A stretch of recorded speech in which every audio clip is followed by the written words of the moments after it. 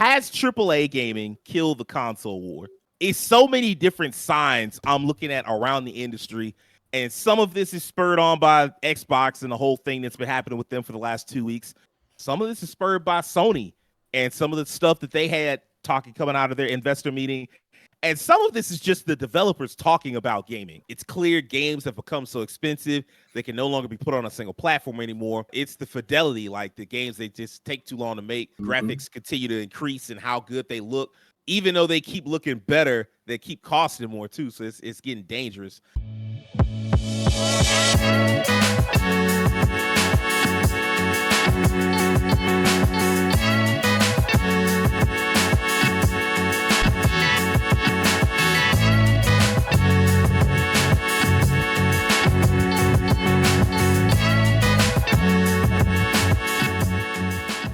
Yo, what's poppin', everybody? It's the No Level Cap podcast. We back once again with the crew talking about all the anime, all the gaming, all the nerd culture, none of the bullshit.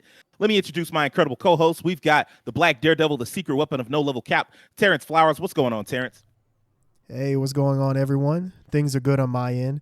Don't really have any like big updates or anything like that in terms of like stuff I'm watching or stuff that I'm playing. Kind of been a more chill week in that regards. I guess the only thing I did do today was I caught up on Solo Leveling, watched the latest episode. It was good. So yeah, I mean, we talked about that last week, and it seems like, hey, it's still going in terms of the series still maintaining that high level quality. So yeah. All right, next up, we've got the living cartoon, the man with the golden voice, Rakeem Beck. What's poppin', Rakeem?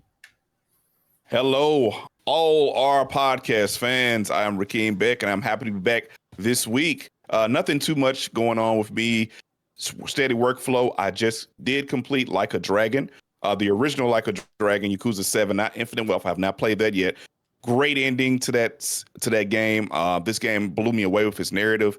I liked it way more than I thought I would, and it's rekindled my love for this series. And I think I'll be playing more Yakuza or / Like a Dragon games in the future. And I am anxiously awaiting FF7 Rebirth, coming in about a week and a half now. It's very short. It's very short time. So 12 days. I'm ready. I am definitely ready. And I'm looking forward to our conversation tonight, which also has things going on in the gaming industry. All right, that's what's up. Next up, we've got the collector of collectors, the master of Twitch, Will Coleman. What's going on, Will? Nothing much, fellas. Just going through the work week slightly a little bit. Been tired a little bit more than I have, but been playing a lot of Persona 3 Reload and been trying to get through Remake before Rebirth gets here. So I'm kind of pushing my timetable a little bit to get through it. But if I don't get through it before it gets here, who cares? I'll finish it, then I'll get the Rebirth when I can. How far are you into Remake? I'm back at my point of my last save on the PS4 version. I'm only at chapter 8 though, so I still got a ways to go. You like halfway? I will believe. So, but I've been getting it done pretty well so far. I think I'm like maybe 13 hours in right now. So, are you doing a lot of side quests, or are you just powering through? I'm doing a good bit of those side quests because I know there's some things that I do want to get. So, I remember a lot of those. And I finally got Shiva done today. I actually beat her. So I'm very happy with that. I remember that fight. Yeah, I also vaguely remember that fight. I really should play that over again. But I mean, you know. Of course, we've got One Punch Man, the master of combos, Devin Butts. What's going on, Devin? I heard you was a shield for the community. Yeah, man. You know, it's hard being a villain, I guess, man. You know, I've been doing pretty good besides that, I guess. You know, I guess somehow I'm destroying fighting games. I'm just rupturing the landscape of what is, you know, the FGC, and I guess it's all my fault, man. You know, because of me, they'll never make another Mortal Kombat again, man. You know, so if you all, you know. This is a bit of an inside joke, not necessarily has to be. So I'll explain. Devin is also on another podcast, TV FGC, and he gave his comments on Mortal Kombat 11 or Mortal Kombat 1, and people didn't take to it too kindly. There were some people that called him all types of nasty names, including a shill for the community. Someone said specifically, "You are a fool." # facts. Were these the YouTube comments? Yes. Oh boy. I gotta see those. Go look them A up. shield for the They are community. hilarious. Me, Keem, and Devin have still been trying to figure out what community is he shilling for. I don't know, understand. I don't understand. Still lost. So yeah, a lot of my week has just been me like laughing and being entertained at some of the comments. Man, it's really weird. Like when you make content and like when something kind of gets traction, you see like a lot of people sometimes when they open their mouth or either type or they're not really talking. It's like sometimes you just don't have nothing to say to bring to the table that's like really valuable. So just what they say, if you ain't got nothing good to say, just say it. Just be quiet. Now, constructive criticism, that's one thing, but like some people just, I don't know, man. I just gave my honest opinions on it. You want me to just lie about the game? I will say, and this is a gaming podcast, so I will say to everybody out there, nothing is above being critiqued. No company, no developers, no person, no franchise, even if it's your favorite franchise, it can still be critiqued. You just might have bad entry in your favorite game franchise. That's all I want to say. I completely agree with that. I think Yeah. I mean, like, I will say this: there's you can take it too far. I don't think Devin has, but I think some people can take it too far to the point where it's like, hey, man, maybe you should just take a break from whatever you're invested in. But like the critique thing is important. You need that to like make things better. If you don't critique, if you always just say, "Oh, this is good enough," like you'll never get anything better, and you'll always wind up with just mediocre slop or worse, just garbage like Madam Web or some shit. You don't want that. So keep the Madam Webs out your life. I'll just say this really quick. The next time you order something, some food or something, or you get DoorDash and they bring you the completely everything's torn apart and just disheveled, don't call and say, "Hey, just accept it as is. Just take it as is." Of course, I am Sage Ashford, the man who won't shut up. Lately, I've been playing a little bit of Infinite Wealth. I've been trying to get into that. I'm early into midway through chapter 3. I'm finally getting to like the actual meat of the plot. Like they're finally giving you the narrative hook instead of it just being like, okay, we trying to ease you into the new story. Like now it's like, no, you're in it, and let's see where things go. I'm pretty excited. I'm enjoying the world. Hawaii is very well designed. Just a fantastic game. I'm very curious to see where it goes, but I've also got other games that I'm working on. I do want to go back, just like Will, and play a little bit of Final Fantasy VII Remake. I have my save from was it 2 years ago, and I may just I'm probably not gonna start from scratch because I just don't have the time for that.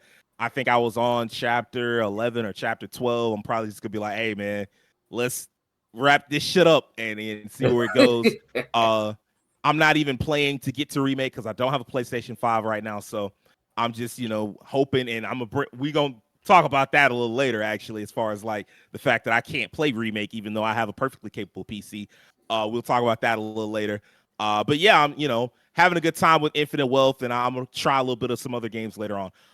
If you didn't know, No Level Cap goes live every Monday morning. We're on YouTube for video fans, but if you prefer the audio version, we're live on Spotify as well. So let's get into it. Let's start with the topic. I just want to go ahead and say it straight out. Has AAA gaming killed the console war? That seems like it might be a little bit of an excess. Like it seems like, oh, you exaggerating, you gassing. But like, I don't know. Like I'm looking at it's so many different signs I'm looking at around the industry. And some of this is spurred on by Xbox and the whole thing that's been happening with them for the last 2 weeks. Some of this is spurred by Sony and some of the stuff that they had talking coming out of their investor meeting. And some of this is just the developers talking about gaming and like what they plan on and what they're hoping for and shit like that. And so I want to take the temperature a little bit, first on Xbox, then on PlayStation, and then we'll get to AAA gaming as a whole. So let's just get started. The Xbox business update talked about how there were like 4 games going multi-platform. They didn't say which games, but you can find them. Like there are a lot of reliable places saying basically the 4 games are Sea of Thieves, Grounded, Hi-Fi Rush, and Pentiment. So the first thing I want to ask y'all, do you think that Xbox stops at just those 4 games, Devin? I just want to say no. This is just like testing the water. I watched a few videos, reactions of the Xbox update. I think I watched Max's. I watched maybe like 2 others. Then I watched it just by itself. I think with the Sea of Thieves thing, so I guess they want to get like some type of multiplayer experience on this console. I know Phil said that the 4 games had at least been out for a year, I believe. Yep. So I mean, all those checked. I mean, Hi-Fi Rush is literally like just scraped that mark, because it came out in like the end of January last year. But I don't think they'll stop at this. The question is, are they gonna just do like another set of games where they're testing the waters, and then they're gonna bring like a flagship Xbox title to like other platforms? Because that's the thing. Like people were really like wondering, like they're gonna bring is Halo, is Gears coming to PlayStation and Nintendo, which would be wild to see Master Chief on a Switch or something like that. But yeah, I don't think they're gonna stop at these 4 games. They test the waters to see how these do. I think like Hi-Fi Rush, probably out of all of those, is one of the games I feel like it definitely fits on Switch. It looks Absolutely. like it legit looks like they should have. It was a Switch game, like just the style of it, the artsiness of it. That looked like it's very like akin to like what's the game? No More Heroes, kind of real stylistic. So I mean that fits right at home on Switch. So I think that'll be successful. And it also fits on PlayStation as well. Sea of Thieves, again, like I said, a multiplayer experience. Grounded, I also believe, was a multiplayer experience. And what was the other one? You said Pentiment? Yeah. So that's one I'm not as familiar with. That was the one. It came from Obsidian Studios, Obsidian Entertainment, excuse me. And it was like a murder mystery set in like the 1600s or something, like the ancient times. that game. Okay. Kind of looked like one of those old timey booklets and stuff like that. So Is it essentially an adventure game? I don't know what the specific genre is on Pentiment. I do know it was like very well received when it came out. People really rocked with it. Yeah, I guess it is an adventure game, historical. Okay. That's pretty cool. I mean, that's a fairly diverse. I mean, a small group of games, but they're fairly diverse even with that small cluster of games. So I guess they're just trying to figure out like which type of games that we have that are kind of diverse that we can just put over and let other people try from other platforms. Because I feel like in this age, it's like, especially these 4, they feel like they could fit on any console. These 4 games to me don't quite feel super Xbox like Halo. Like I said, Halo and Gears, those feel like these are Xbox games. This is from that platform. But again, like I said, Hi-Fi Rush feels like it could be on something else. So does Grounded. So yeah, I think they're just doing like some samplers, man. They say, hey, we're gonna give y'all a taste. If y'all like this, we're gonna bring some more out. They didn't confirm that in the well, podcast. they actually confirmed the opposite, but I'm just asking, do y'all believe? Because like Phil was like, hey, I just want to let y'all know it's just these 4. Yeah. Don't go looking for anything else to come to these other platforms just yet. But I mean, I'm just asking y'all, do y'all believe him? Yeah. I don't know, like if it does well, I think we're gonna see some more. That's what I'll say. Okay. Yeah. Will, what about you? Where do you stand? Well, to answer your question, since you asked, do we believe him? I believe we're gonna get a few more. The 4 that you listed, just like Devin said, I highly agree with what he said, especially in regards to how they look and how they feel with the aesthetic of those games belonging to whatever system they could belong to. I definitely agree with that, especially with Hi-Fi Rush, with the way it came out, how it just kind of just slid under the door and just said, I'm here. You know what I'm saying? So I think these games will do fine, but I also think that anything else that does come over will work out depending on how these 4 work. If these 4 work well, we can see more. Flagship titles, I could see maybe Gears popping out. Halo is the one where I kind of look at it like, but when I see Halo, when I see Master Chief, I think of that Xbox. I'm like, that's like immediate, like square in my head. Like it'd be like Master Mario Chief going to like PlayStation or something. If that happens, I'll swear I'm in the wrong timeline. It'll be on the same level as me seeing Sonic pull up on the GameCube, and I was just like that right there. That took some getting used to.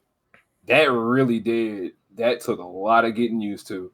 But truthfully, I can see more games coming along the way. What games, I don't know. It depends on how they feel. I'll say it like this. It probably depends on how they feel about these other platforms and these other games coming over, and how some of these devs feel about it as well. How they feel like, okay, we'll take it over this way so y'all can have it here or expand on player bases. Because I'll give a slight example right now because I've been seeing, y'all know Helldivers 2 just hit the streets. Oh yeah, and it kind of almost it has half of that Final Fantasy 14 problem where it's 2-pack and they just had to cap the servers at 450K. They had to cap them because they're trying to get them expanded in a way so that way more people can get online and play. And I've also seen news and like tweets from people saying like, look, bro, put this shit on Xbox. We need some help. These robots said that. They was like these bugs and these robots, they beating us. Send the reinforcements. So I'm just like, oh, okay. So yeah, so people are looking for that, and they say for $40 is a really solid game. And they just snap! I did not realize it was just 40. Mm-hmm. Yeah, I heard it was 40 instead of 70 because the way it looked, I thought, yeah, this is definitely a full price game. But then they was just like, no, this is 40, bro. Come play. Wow. All right. So yeah, Helldivers 2, bro. In this situation you just mentioned to me, I think it could definitely take a chance and probably getting pushed. So I believe Phil. I believe it, but he gotta show me something. What's up, King? To add on to that, Phil Spencer himself went online and said, I see the success of Helldivers 2, and it's a shame this isn't, it would be beneficial for it to be on Xbox. Even he wanted a piece of that. And also, I like the fact that we mentioned the Helldivers 2 issues they have on the servers because of server capacity. And it's so hilarious to me that players are in universe tweeting like, oh, the robots are holding back the server so we get more soldiers in. This the way Helldivers works because like the more players play, the more they're able to progress in the game. It actually creates a community, and people actually want more people to play the game. There's no reason to gatekeep. Like it doesn't help you, so you actually want more people to play the game with you. It's actually a genius system. That is really smart. I had no idea that's how that worked. Yeah, and there's a lot of cool little stuff that's coming out, like the memes and shit that are coming out of it, bro. I've been seeing people yelling "democracy" all across Twitter, bro. I'm like, oh my god, it's it's crazy. Like a more successful Warhammer.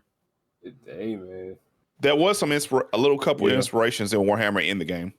Okay, it's like Warhammer and Starship Troopers were like fused together. Oh, yeah, that's so like very much so. We are not the heroes, but we think we are. Universe. That's basically what Helldivers is.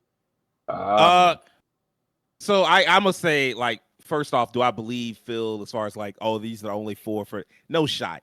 And I mean, I want to be clear. I've seen so many people online like, oh, this business update wasn't really a big deal, and I'm like, man, I don't know what y'all watched or what y'all were paying attention to, but you need to snap out of it. And also this thing of people saying, oh, this isn't. Maybe they changed their minds down the line. Like down the line, my ass. They have changed their minds right now. When you're in charge of $1 billion company, you, Phil and Xbox, they have to think in terms of 5 to 10 year plans. So they are already figuring out what they need to be doing to keep Xbox as a viable platform going forward, not just now, but like 5, 10 years, 15. Well, 15 is a little too far, but 5 and 10 years from now for sure. And like, I absolutely believe them when they say this year, they only have 4 games planned.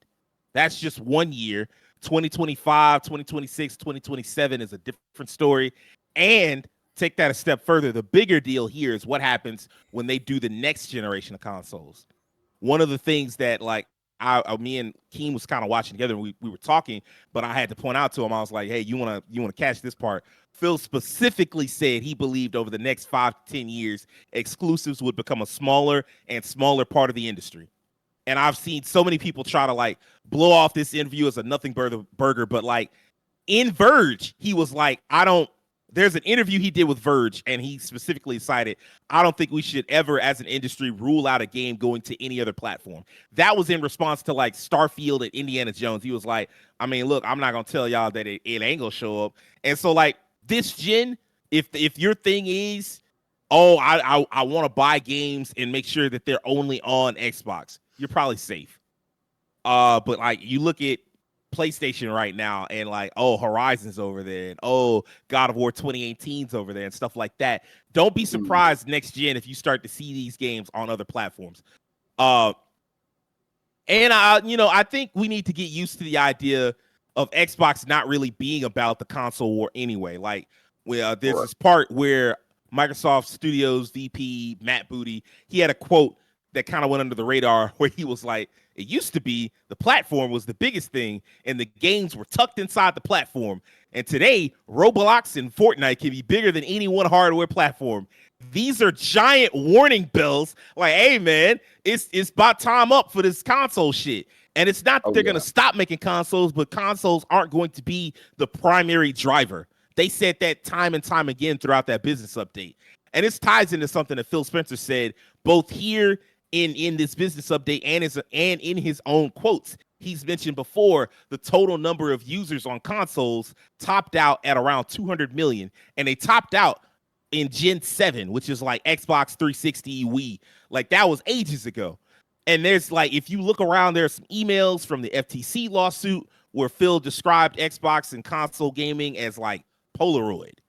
He was like, yeah, this is, I mean, like physical, like this console shit, that's Polaroids. That's like physical photographs. And like mobile gaming is like digital photography. It's growing and it's growing at a massive rate. And they want to find out how they can get their share of that pie. And so what you need to focus on is not whether or not Xbox games wind up on other consoles. I think if they can pull that off, they will. You're already seeing it. But I also think they want way more than that. Terrence. So I'll say that, yeah, like pretty much like what you all have said, like, yeah, this is totally a testing ground for it. It's like, are these going to be the only 4 games to ever go multi-platform? Hell no. It's like, depending on how well these games do, which I like the point that you made, Devin, is how all these games are different in their own way. It's like you have your big single player game, like in Hi-Fi Rush, you have like your multiplayer going on with Sea of Thieves and Grounded, and Pentiment, you have more of an adventure style game. So all these games are different and unique in their own way. And I imagine there's so much stuff when it comes to this kind of industry's talk that we as the consumer aren't going to be privy to, just because, you know, we're not the ones behind the scenes. And I imagine that they're going to look at like the analytics of how the sales for each one goes and determine like, okay, we need to put out more of these type of games, make them multi-platform, this style of game. Maybe we can keep that to ourselves for now, and maybe we can put it out multi-plat later. But this type of game, yeah, this game, it needs to be multi-plat day one. You know, you have all sorts of people behind the scenes that are looking at those kind of analytics. And pretty much like you said, Sage, and I'll speak on it more when we get to the next question, just how the landscape is definitely changing in regards to like the console being the point of everything. It's like that's not really the case anymore. You're not making as much money from these consoles as, you know, you would like, because a lot of these consoles now are very much sold at a loss if you're not like the Switch, where the hardware is at a lower level. But yeah, I think Xbox now, they're really just looking more to get people into their ecosystem. It's not really about just exclusives for them, about being like the best of the best. They just want you, they kind of want to they want a Game Pass subscription. Yeah, they want you to have the Game Pass subscription. And I think also this is part of this is also just trying to put Xbox in more favorable position again, because ever since like the Xbox One, people just haven't seen Xbox as favorably as they used to, like during the 360 days. Like 360 days, that was like peak Xbox. Like they were considered like the console to play on, just because, you know, PlayStation 3, they had a lot of catching up to do. It wasn't really until the end where PlayStation 3 we started to see it more favorably. But yeah, now Xbox is just trying to get themselves seen better in the public eye and get people to see them more as like the consumer friendly console and like more consumer friendly approach. Because, you know, in terms of being for the consumer, Xbox is way more for the consumer than PlayStation is, just because of Xbox's decision with, you know, Game Pass, games going to Xbox and PC day one. It's just so many more. Yeah, backwards compatibility. Oh, yeah, very much true. They're just a lot more consumer friendly right now than PlayStation is. It's just that PlayStation has that better perception in the public eye, and they also happen to have the exclusives that a lot of people want. But to get back to the original question, no, I don't think that these are going to be the only 4 to go multi-platform. I think this is very much a test, and depending on how it goes, we'll see how that changes the landscape for Xbox games moving forward.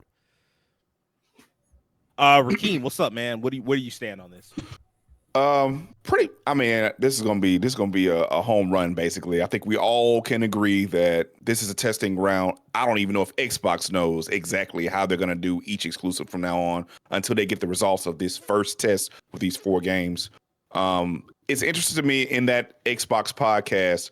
The one thing that caught my attention towards the end was when Phil Spencer mentioned, "Oh, we're already um, ahead on the multi-plat anyway, because they inherited all of these multi-platform games when they bought Activision Blizzard and those other companies.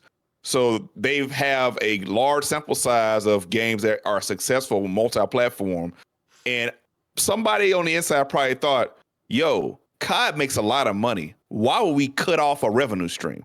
Diablo makes a lot of money. Why would we cut off a revenue stream? And I think that kind of when you have a larger business, this large amount of income brought in, you think about like cost development and you think about losses and things of that nature.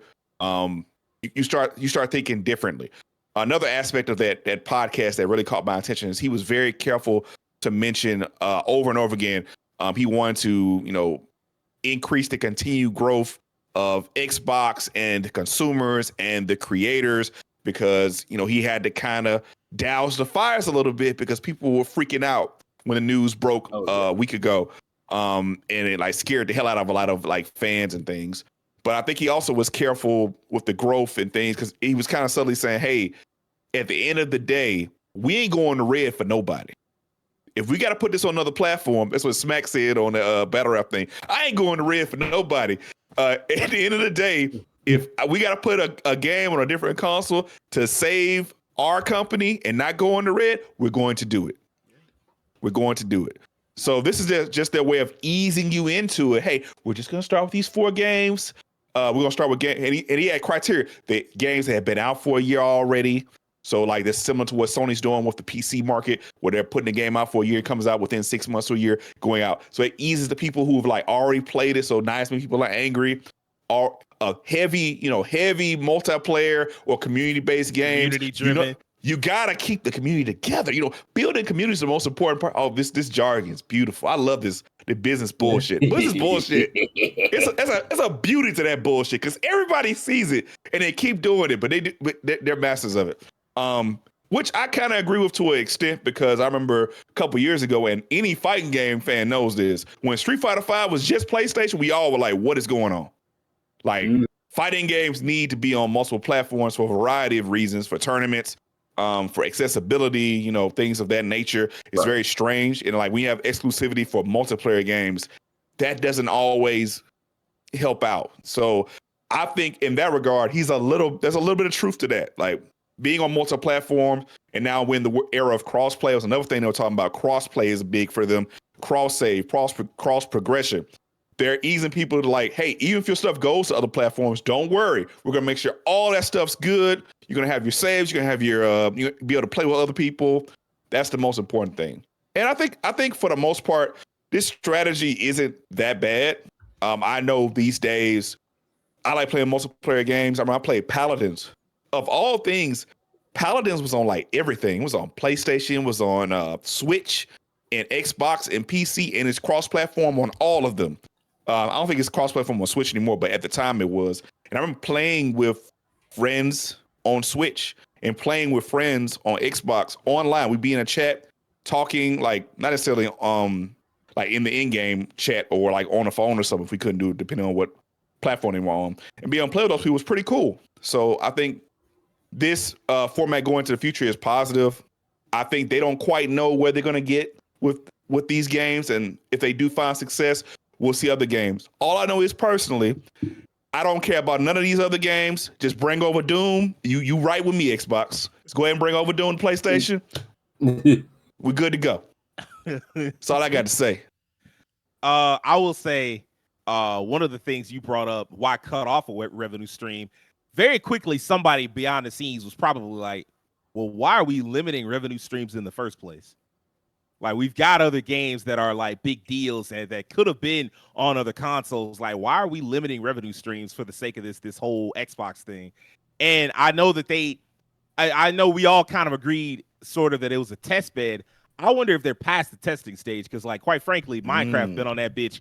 Minecraft been on PlayStation and Switch for years, you know, and Call of Duty, of course, is on there. I mean, like you said, he brought it up, like, man, we kind of already are some of the biggest publishers on those platforms. Like, they already kind of know, and so like the question is, how can they sell it to get like other games from those consoles, from their console to other consoles without pissing off their hardest of the hardcore. And I think they talked about that a little bit in the business update where they were like, well, Xbox games will always run best on an Xbox system. And I mean, like, that's a small thing, but it does matter, especially like when you think about, and Devin can attest to this, like a lot of times you get a game on PC, there's no guarantee it's going to run as well as you would want it to run compared to like how it runs on a PlayStation or how it runs on an Xbox. Like, very true. If it's not designed for a specific platform, it may not run as good. It may run fine, or sometimes it'll run good, sometimes it runs serviceable, and sometimes it runs bad, and you're just screwed because it's like, well, that was never the priority. Like, we wanted you to buy it, but like as far as getting the best experience, like, nah, if you wanted that, you should have bought the PlayStation, or nah, if you wanted that, you should have bought the Xbox. So we'll see.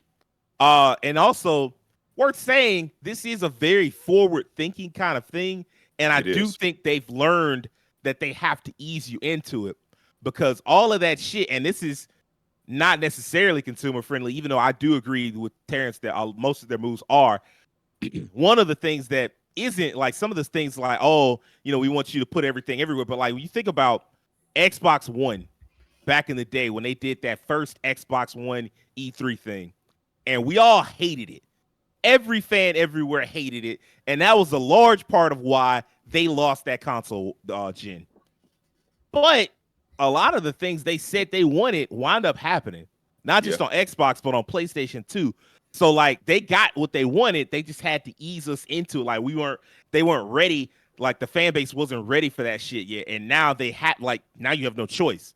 Like the way they handle digital and shit, they both kind of handle digital the same. We don't always love it, but like you just at where you at now. And most games are bought digitally. Like I can't tell you the last time I bought a physical copy of a video game. Like I'm not, I mean, of course I'm on PC, but even if I wasn't, like I might buy some copies on physical, but like I'm going to get the best sale possible. And a lot of times that does wind up being digital.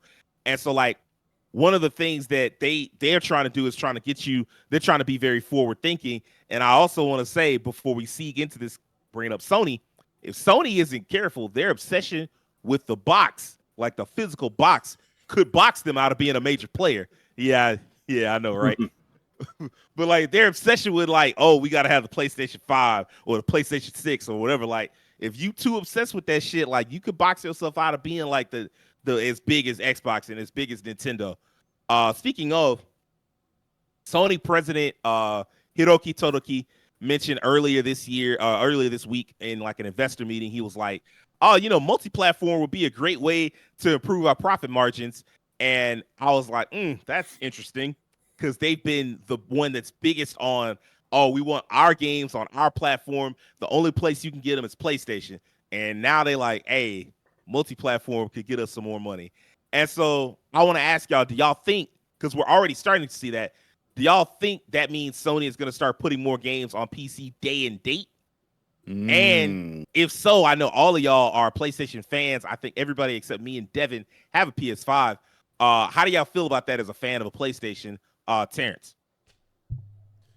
So I'm going to say, long story short, yes, it would be in their best interest to put their games on PC day and one, just because, let's be honest, money's being left on the table. And as a business, you don't want money left on the table.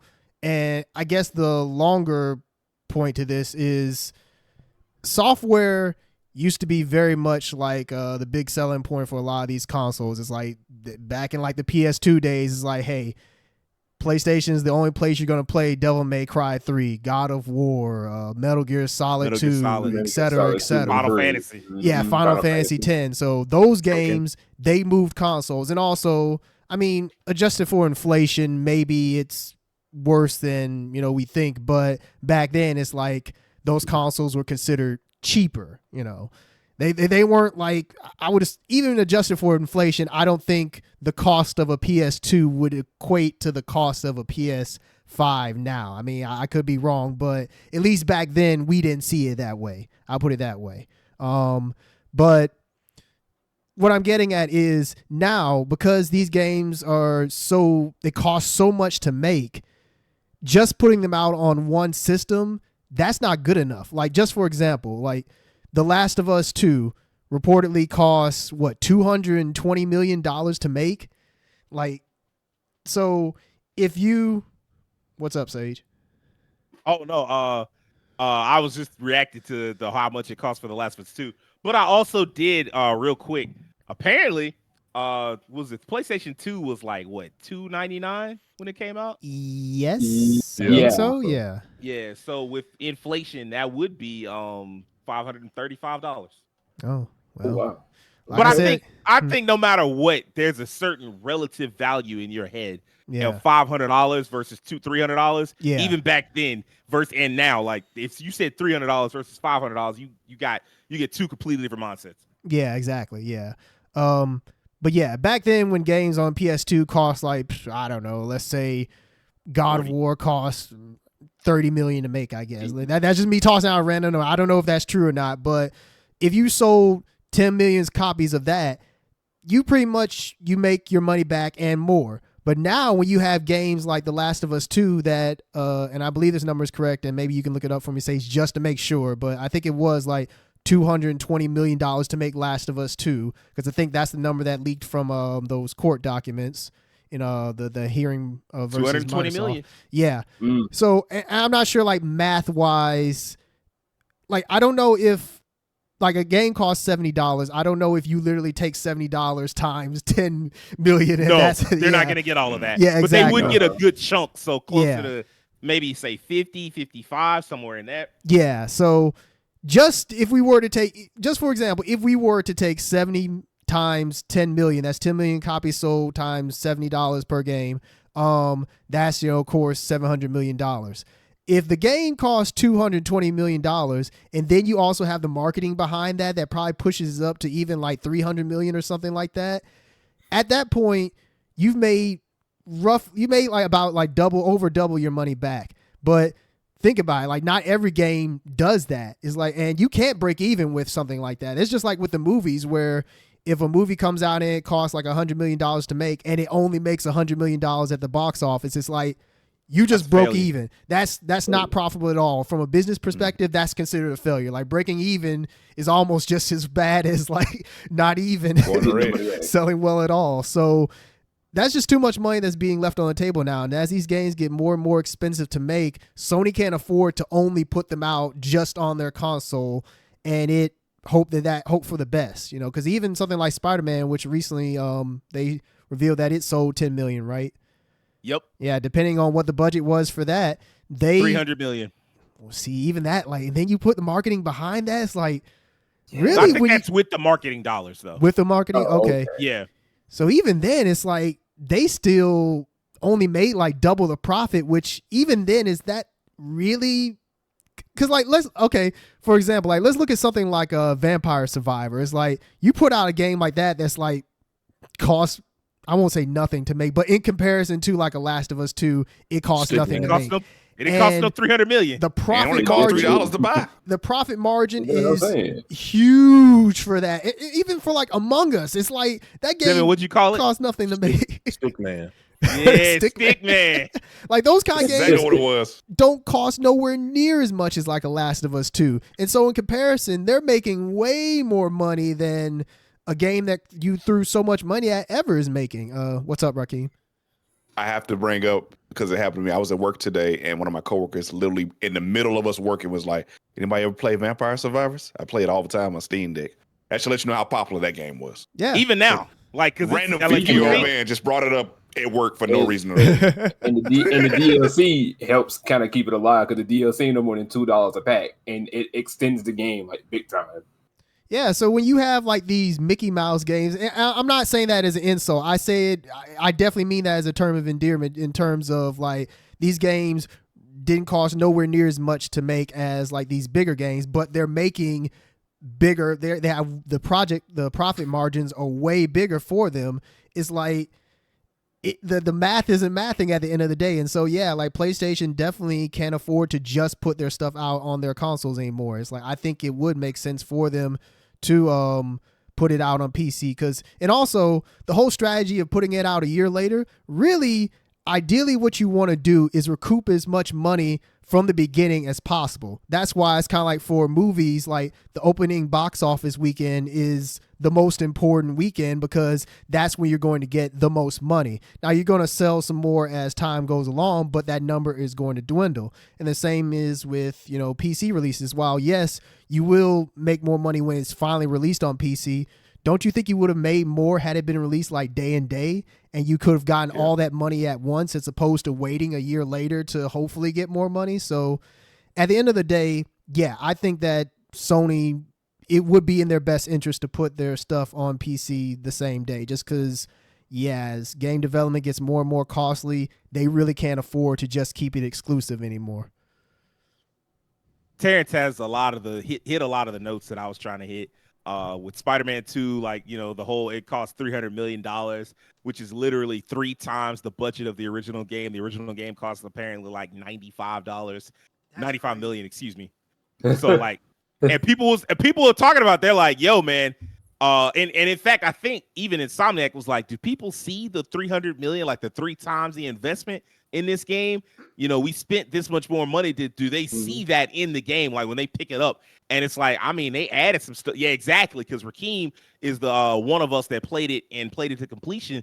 Okay, you added Miles Morales. That's cool. You wrote some better side quests. I don't think that should cost 3 times the money. And you added 2 boroughs to New York. You increased the visual fidelity a little bit. Definitely did that. Yeah. I mean, definitely. No question that they did that. But the question is is that valuable? Spider-Man 2018 was a pretty ass game, and Miles Morales is also a pretty ass game, and you we got wait till y'all see the next one. It's like, hey man, how many times can you say that? We're gonna get into that later. But yeah, when you look at it, there's already, and people need to just get comfortable with this, because there's already a dozen games on Steam right now that would have once been a PlayStation exclusive and you couldn't get them nowhere else. Day and date is just a matter of time for some games. Maybe not all games, but for I would say a good portion of the PlayStation library, I imagine. And the thing about that is, every new game you add that is day and date, it's just one more reason for PC gamers to be like, well, I'll just hold out until you bring it over, and that's gonna shorten the time. Because it's actually a little more. It's usually 2 years. Because Horizon came out in 2022, and now we're getting Horizon Complete Edition in 2024. We'll probably see God of War sometime this year, maybe late this year, because it's been 2 years at this point. And so and then Spider-Man you probably won't see till 2025 or whatever. But you look at Helldivers 2, they launched that day and date. It was a massive success. And that can be your test bed. Okay, now, and then you look at the games as a service projects that are coming out, and Helldivers 2 is one of them. They said they were going to have a dozen different games as a service projects. They were trying to get away from just doing the typical Sony cinematic, all the memes that people be whining and bitching about. They were trying to get away from that, and they wanted to do here's how we get our games as a service multiplayer type thing. And you've already seen one, and it's a massive success. And I'm imagining as they come out with more of those. I mean, first off, not all of them are gonna make it to being released, but of the dozen, let's say about 7 come out. And I imagine all 7 are going to wind up being day and date. If I had to guess, it would not shock me, because Concord is another multiplayer game that's supposed to be coming out this year. It would not shock me if they told me that was day and date. I'd be like, yep, that Marathon. lines up. Marathon got delayed, right? Yeah, it got delayed, but I can see that being another one that could be day and date. Absolutely. Because Destiny is multi-plat. So I mean, you might as well just go ahead and leave Bungie as a multi-plat studio. That whole we got all these exclusives. I think that time is done. Even as a PlayStation fan, I'm still a PlayStation fan, even if I'm not a PlayStation 5 owner. I've owned every other console they ever made, except the Vita, I guess. I think this is fine. I think moving away from, only having your games on one platform, like I said, if you're not careful, you're going to box yourself out of being a major player. You want your games, because, again, Terrence hit this point, but he is correct. okay, it's cool. And I mean, like, I will say this. It's very cool to buy the game in a complete edition. And you don't have to worry about DLC and all that other shit. You just got it all. Sure is. That's very cool. Yeah. And it's if you've never done it, both everybody watching this podcast and my podcast mates, if you've never played a game that's like the complete edition, it's a completely different experience. It don't feel the same because there's certain DLC that's just like, oh, I can just play this whenever I want. Yeah. And not only that, but there's like certain extra items that you just like, oh, you just pop it and you just have an extra item, or like extra costumes that change shit. And it just feels like a different experience. And it's very cool and very fun. But like, that doesn't compare to the excitement of like, like the FOMO that everybody gets swept up in, and it's hard to avoid it, especially in today's culture. That FOMO of like, oh yeah, this game's about to come out and it's gonna be available everywhere right now. Like as soon as it comes out, you'll be able to get it. That shit is hard to compete with. And like a complete edition 2 years later just is not going to have the same hype. You can look at the way Sony is selling, or Sony sold Horizon Forbidden West, and how they're selling Horizon Forbidden West Complete Edition. They're not selling them the same way. Like Horizon Forbidden West found its way into multiple state of plays. It was on commercials and all this other shit. And then they'll just throw you one or two commercials, be like, all right, the PC version, come get it if you want it, I guess. You know, it's not a priority, and they need to try to turn it into a priority. So I think that is going to start happening more. And in fact, I'm waiting for them to knock it the fuck off with all these third-party exclusives. I'm pissed right now that I can't play Final Fantasy VII Rebirth. I'm like, what you mean I got to wait? You know, I know that because what's up, Terrence? To add on to that, Final Fantasy 16, how much more money would Final Fantasy 16 have made if it went to PC day and day instead of it only being locked to PlayStation? Because like, did Final Fantasy, was it technically a success? 16? Did it sell? Well, we know the 3 sales? million, but it sold 3 million. That it might be higher like enough. Yeah, it might be higher by now. I don't know what it is right now. Hold on. Don't make me lie to you. If it only sold 3 million, I know that's not enough. Like that game looks like they put all the money in it. When Sony talked, when Square talked about it, I think they sounded disappointed.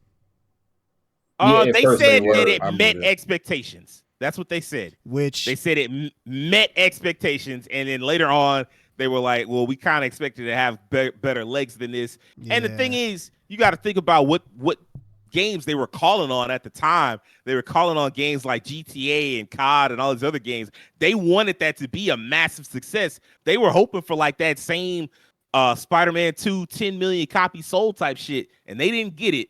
And I think Terrence is right. If they wanted to get it, they probably should have put it out. And Square got that problem anyway of trying to put their games on, first we're going to put it on PlayStation. Then later we'll sell it to Epic. And then later, 2 years down the line, after nobody gives a shit anymore, we'll put it on Steam. And it's like, no, just put the game, sell the game to the consumer. Stop selling the game to the businesses and getting whatever little exclusive check you can get. Like, what's more valuable to you? Because if you're not careful, you're going to make, and low key, they've already done this. You're going to make Final Fantasy an irrelevant franchise because, like, it's not hitting the people that it should be hitting. It should be the premier JRPG, and it's not. And it's unfortunate. The only thing that I think is going to carry Final Fantasy VII Rebirth is just that it's the Final Fantasy VII. But, like, I don't know if 17 is going to be at the same peak, because, like, you look at 15, and 15, I think, sold 6 million, 9 million. It sold quite a few copies. Like it wasn't. It's one of their most successful Final Fantasies, and like you need to get back to that, like and better than that, quite frankly. So, Rakeem, how do you feel about all this? They've already. I mean, they were testing the waters with the first PC releases when they started doing a year out or 6 months out now. I think some of them are getting to somewhere around there. I think Final Fantasy VII might be 6 months, but I think most of the other ones are 2 years. Yeah, I agree with you guys that like they're leaving money on the table. It is kind of a shame that like as big of a game as FF7 Rebirth is, it's only going to be on PlayStation. Which I mean, back in the day, that was the point because like these big releases were the draws to buying consoles. I just don't know if big releases. That's enough anymore for consumers. Like there's more. I feel like consumers now need more than just like a few strong games to buy a console because it's such a big financial and time investment. I think they want for you to buy consoles, and they want something that sticks with them with their families and communities they can connect with. For me personally, I know like a lot of my friends, like the reason they play PlayStation is because they have friends and people already installed in the base who they play with regularly, and that is their consistent base they've been playing with for like 10 years. So if that's the draw for most people, a single player RPG would never get them to buy an Xbox. Like they would never, even if they like the franchise. So I think that that type of strategy just isn't going to work the same as it did back in the past. I do think at some point we'll get them day and date. Testing the waters early is a smart move because, man, the console war online, that stuff has started getting out of control. I'm so tired of seeing like, we had our episode about the woke episode. I think just as bad as the woke stuff is the console war stuff with like the crybaby Sony fan with the head with the skull cap on, or the angry Xbox guy with rage. And you just see all those videos and they're just like going in, just talking trash to each other. I'm like, yo, that culture needs to end. It gotta stop. It's time for gaming to heal. It's time to let it go. I need Xbox and Sony gamers to listen to me. It's like that one meme where you got the Crip and the blood with the flag tied together. We need to come together. It's time for Sony and Xbox. Sony and Xbox see it. They see the future. And the future is probably going to be a little closer to multi-plat than you realize. They're still going to have their main exclusives, but we're getting. What'd you call it, David? The box station. Oh Lord! You know, like as an aside, a theoretic super console from multiple companies would be crazy. Hey, what was that shit called back in the day? The Phantom. Y'all remember that? The rumors about the super. Y'all don't remember that back in the day? Like the rumors about like the super console that would be like PlayStation, Nintendo, and Xbox combined. Yeah, I remember that. Yeah. I know guys who make setups like that where they can switch between the consoles, but yeah, that would be crazy. But that's just a little aside. But yeah, I like Sony and Xbox see the future, man. They see that there's more of a market to like putting your games on multiple platforms. Because of the cost associated with gaming have increased so much that the returns from being on one console don't meet the same demand. I mean, if you're going to leave money on the table, and personally for me, it's not about the money for me because I'm a consumer, not a business person or work with those companies. For me, I want more people to experience the games I love. If I'm a Final Fantasy fan, I want everybody I know to play Final Fantasy. I want my little brother to play it. I want my cousins to play it. I grew up with it, very much becoming a fan because other people I knew were playing these games and went out of their way to show me these games. And like, if you talk to somebody like I talked to Devin, who's primarily on PC now, and I'm like, oh man, they got this awesome game coming out. You should try it. And they're like, oh, unfortunately, it's only on PlayStation. You can't play it. And like, that's happened a couple times. Like I talk to people with certain games and like, I'm excited about it. I tell them about it and like, it's not on PC. And like, what do? That's just, it feels like a waste now. I think we're kind of getting past the time of like worrying about just the consoles and having this mentality of like, oh man, screw Xbox, screw Nintendo, about PlayStation. I think we're past that time. It's time to grow up, everybody. It's time to move on. It's time to become something better. It's time to be all you can be. And I say be all you can be. See, that's a Helldivers 2 influence. That game is crazy. But anyway, I just think it's time for in general for us to kind of move forward, be more forward thinking. And I think eventually, yes, to answer the original question as I'm getting aside, I think they will go day and date eventually. I think a part of that right now is for some reason porting has been asked for a lot of companies with porting games to PC. And I think some companies just don't want to even deal with making a bad port, or like they don't know enough about it. I don't think that's the case. Well, actually, Sony did have some bad ports because what Last of Us was a bad port, wasn't it? Yeah, it's fascinating. You look up all the PlayStation games on Steam, and like the worst rated one by far is The Last of Us Part 1. You know they didn't want that. You know they wanted that to be a shiny. If that had been like an awesome port, we would never heard the end of that. Oh man, Last of Us is the best game on Steam. It's the best game on PlayStation. It's the best show on Max. It's the best thing since sliced bread. For our audience, Will Coleman is like the known. He's sick of Last of Us and all of it. Tired, yo. He just wants to fight. We was I'm probably so the one tired that of he probably hit the green light button on the PC port of the last one. Was like, yeah, this looks good. Yeah, let it die. Go ahead and Spoilers put for it la- out. No, that's a different spoilers for game, Devin. spoilers for Last of Us 2. It wasn't an old girl who killed Joel. It was Will. He was sick of. I'm tired Turn of your this stuff, game old off. man. But yeah, I think they're gonna go day and date eventually. I think that's just the future. I don't know if not every game I think is gonna be that way, but they're gonna start at least porting the PC most of their exclusives because it just seems like that's the model they want to go with forward.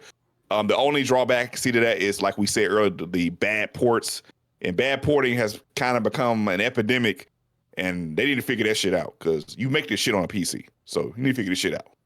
That's a good point. Damn, that's a good point. Yeah, It's a very good point. it's first designed on a PC, and then they like, hey man, somewhere along the way we forgot. Like, all right, well, remember again because you need to start making some money off this. And you know what? This is a good point. There is money to be made in being a competent PC port studio. Like, I think Nixis is one of them, but like you could get a bunch of other studios that could do the same thing. So I don't know. Devin, how do you feel about all this? Do you feel like Sony's gonna start being more closer to day and date? And how do you feel about that you a PC gamer really? So we'll skip the part of how you feel about that as a PlayStation fan. I mean, honestly, now that you brought that up, I mean, it's kind of like that would be great for me because I mean, like PlayStation is the console that I prefer over the years. I will say real quick, I think what Rakeem was just saying was actually very important. The ports. I just thought about that now. In a world where everything was on everything, PlayStation games on PC, and would that take like more resources? Would they be like, okay, well, we said we was gonna do all this, but man, we forgot this is gonna take. We gotta maybe outsource more, like on everything. We gotta get somebody to do this port, or we gotta make this version for the PC. So I guess that's kind of a point to maybe like just put a pin in. Like, do we want to go through the trouble of doing all this? But I think in the grand scheme of things, I think it's a good thing. Because I mean, it was kind of jarring for me just a little bit seeing like God of War. Like God of War was one. Like God of War on PC, like not that it was cool, but it was just like, man, I've never like a PlayStation game on a PC was just wow, but it's dope because I mean, now that I still got my PS4, but I hadn't jumped over into PS5 yet, so it's like, I mean, these new games that come out, I can play them on my PC if they were on PC. I actually want to touch on something that I actually talked to Rakeem about this. Man, you all have hit some points, and Terrence actually brought this up. And you talked about I call it console identity. He mentioned like back in like PS1, PS2, when you heard certain, because I know they talked about this, it was like games are now encompassing consoles, which I think was not a full stretch, but he brought up games that are like outliers. Like you talk about Fortnite, like dude, Fortnite in itself is a platform. You can't really relate. Most games is not even on that level of something like Minecraft, Fortnite, and like Roblox. Those games are kind of in there. They are a platform in themselves. But when you used to hear about PlayStation, what comes to your mind? Metal Gear Solid, Tekken. Those you could only play those games on those consoles, and those are flagship titles. Tekken 8 is out; it's on everything. But that used to be PlayStation majorly. I think was Tekken 6 is when it went to Xbox 360. Yeah, that is. Yeah. Mm-hmm. Even Metal Gear. When you heard Metal Gear, you thought of PlayStation. Final Fantasy. I know it started its roots on the Nintendo. But it's like its popular stretch of popularity was on PlayStation. You thought about PlayStation, PS1 and PS2 in particular. Even Ridge Racer. You thought about that. Namco stuff was PlayStation. Ridge Racer. Which, by the way, I wish they'd bring back. But yeah, like if you heard of any Namco game, it was usually on PlayStation. That's even that's a deeper layer. Like a publisher that was like holding to one system. Like Konami, Konami stuff was usually on PlayStation. But I do think that this landscape is changing. I think it's gonna have to do that. Where things are gonna like, hey, Sony's like, hey, Final Fantasy is the one for me because I'm like, I love it. I love this game. I played the heck out of remake. I will be playing Rebirth, but I don't have PlayStation 5 right now, so I gotta wait. And I'm like, this is one of them games I don't want to wait. We ain't Some got games you just like, man, I want to play this. I want to play this mine. on my own system right now, and that's one for me. I'm like, man, I just like maybe I just like the next few weeks or months, so just get a PS5. But I'm like, man, I really wish I could play it on my PC. I will say this. I mean, it's still a wait, but it's not as bad a wait, supposedly. I had to do some checking on this. Apparently, Final Fantasy VII Rebirth, its exclusivity period is over after 3 months. So unless Sony tosses some more money at it. Yeah, I mean, unless they add another DLC to add it, but otherwise, as long as you okay buying it on Epic Games, which I guess they're going to try to do that bullshit again. I'm pretty sure they probably do that. Epic kind of. Yeah, but I mean, hey man, might have to get a PlayStation. Steam, stop letting Epic do this. Y'all got money. Y'all got money. Why would they spend it? Why would they spend it? I'm tired. Like, did you see Devin's reaction when I said it was gonna go to Epic? Probably gonna wind up on Epic. He was like, I might just wait for Steam or buy a PS5. So why would they spend it? Like, there's so many people that just are not. They're like, hey man, I'm just not like. I don't care what Epic got. Fuck them. So often they just be like, fuck it. I don't care what Epic got. And so like Steam is like, I'm not doing nothing. Because they gonna come. They always come back. You gonna come to me anyway. So what difference does it make? I can imagine. What's my man, Gabe? He's sitting in the office. Yeah. Like, you gonna come to us eventually. You gotta come to us. Ooh. What you got, man? Good. I don't know why I thought about this, but like, I wonder if the impetus of these games being ported to PC eventually will Sony make like a PC branch of their own kind of Steam kind of thing. Or like their own kind of app specifically for PC so they can put their games on there. That seems like something they might invest in the future. Not now, but like in the future going forward, they decide to port all their games so you can just play all the PlayStation games on an app on PC. Hold on, let Rakeem cook a little. Hold on. I just thought about that. I don't think that in the foreseeable future, that could be something they can invest in the long term, like down the road. PS on PC. Actually, it was weird. Like the Steam's what is it called? It's like the app when you can take the Steam and make it to like an app where it comes on like it's a console's like interface. Oh yeah, big picture. Yeah, I did it before. I'm like, this kind of give me Sony vibes. It kind of gave me like a PlayStation-esque vibe for some reason. I'm like, this is kind of a little uncanny. Like their style of interface is like more so similar to PlayStation than like I would say Xbox or something like that. But yeah, I think the PC thing for PlayStation is going to happen. I mean, they've been doing it with their biggest games, so I feel like it's just going to be a trend that's going to continue to happen. I will say, just as I mentioned, like the console identity back in the day, that was decades ago. And that's just how things kind of worked. And as things progress in the generation, it just started falling less and less like that. Like I said, now you got Tekken on Xbox. Now you got Metal Gear Solid on Xbox. But I think that it's best for the consumers. Because like I said, man, a game like even FF16, like just being on like one console right now, again, Rakeem spoke on this, like you want these games to try to get as big of an audience as they can. And these are big flagship titles. But the thing is, RPGs do still have a stigma. So some people are like, I'm not going to play this. So it's best that if you have a game like that, people like, I don't like RPGs, even though it wasn't a traditional RPG. The bigger you cast your net, the wider you cast your net, the more chance you have to get more people to come in and play it. So I think it's just by default, the generation and like the time that we're in now, everything seemed like it's like I just said, the box station is everything seeming like it's gonna become one conglomerate. Just gonna have an app called Games. It ain't just no one knows. It's just the Games app. It's like ain't no PlayStation, no Xbox, and then Rakeem mentioned the console wars. Like that's the thing I feel like it's just kind of crumbled a little bit. Like we gonna get to that in the last question. So yeah. So I think if they want the better business move, I think they should just keep doing it. But make sure they're good on that Last of Us nonsense. Stop doing that. Thank you. But not that though. Yeah, but not that though.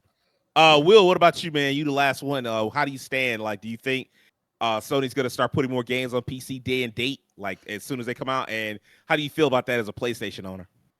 As a PlayStation owner, I have not a damn problem with that.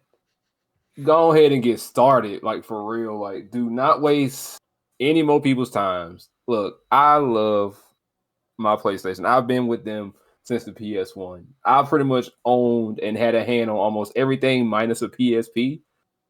But get these games day and date on PC. You just like everyone here has already stated, you leaving money on the table, you leaving players out in the cold. And as far as I'm concerned, if you want to keep going this way, go ahead. But as far as I'm concerned, that PlayStation logo is just going to continue to get smaller and smaller and smaller and smaller because you keep locking people out of your stuff. And I know we talked a lot about Square Enix, but I'm going to just leave Square Enix that they just do dumb shit for no reason. I love them to death. I do. But they continue to make bad decisions at every turn. They'll do great, and then they'll mess around and trip over nothing. They'll trip over a cordless phone if you let them. So they'll do it too. But I want day and date PC and PlayStation games because everyone needs to play something interesting because it's amazing to me how you can take a game and lock it to the PlayStation and then look funny in the face when it don't sell well, when it don't hit the numbers you want it to hit. Because Capcom had this problem a long time ago too, even though they had a lot of stuff on multi-platforms where they be like, okay, we want the game to sell this many, but then it only sells this many. And then they sitting back like, well, I guess y'all didn't like it enough, so screw this series. Y'all ain't getting it back. Never again. We might think about it in 20 years. Well, they had no choice. They ain't had no choice because if they didn't, we was going to continue to be in that dark age of fighting game.